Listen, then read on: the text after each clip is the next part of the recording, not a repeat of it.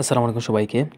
আজকে আমরা জানব কিডনি ফেলিওর যে পেশেন্টগুলা ওগুলা পেটের মধ্যে এক্সট্রা ফ্লুইড জমে যায় বা পানি জমে যায়, তো ওইগুলা কিভাবে রিমুভ করা হয় এগুলা নিয়ে।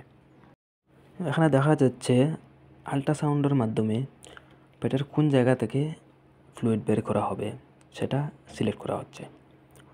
তো সাধারণত লেফট লোয়ার কোয়াড্রান্ট আম্বিলিকাস থেকে 2 থেকে 3 সেন্টিমিটার নিচে এবং মিডলাইন থেকে 2 থেকে 3 সেন্টিমিটার দূরে।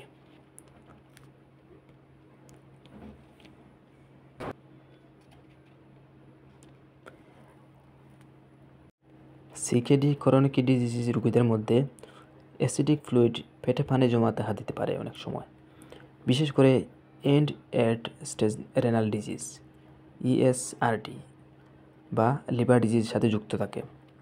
অ্যাসিডিক ফ্লুইড বের করার পদ্ধতিকে প্যারাসেন্টেসিস বলা হয়। এখানে অ্যানেস্থেসিয়া প্রয়োগ করা হয়, নির্ধারিত জায়গায় লিডোকেন ইনজেকশন দিয়ে জায়গাটি ওয়াশ করা হয়। নিডল প্রবেশ করে ফ্লুইড বের করা হয়।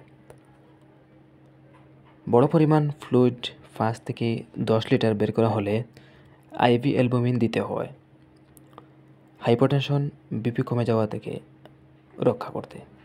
অনেক সময় পেশেন্টের 5 থেকে 10 লিটার পানি যখন বের করা হয় তখন হাইপারটেনশন বিপি ফল করতে পারে, কমে যেতে পারে, এজন্য আইভি অ্যালবুমিন দেওয়া হয়।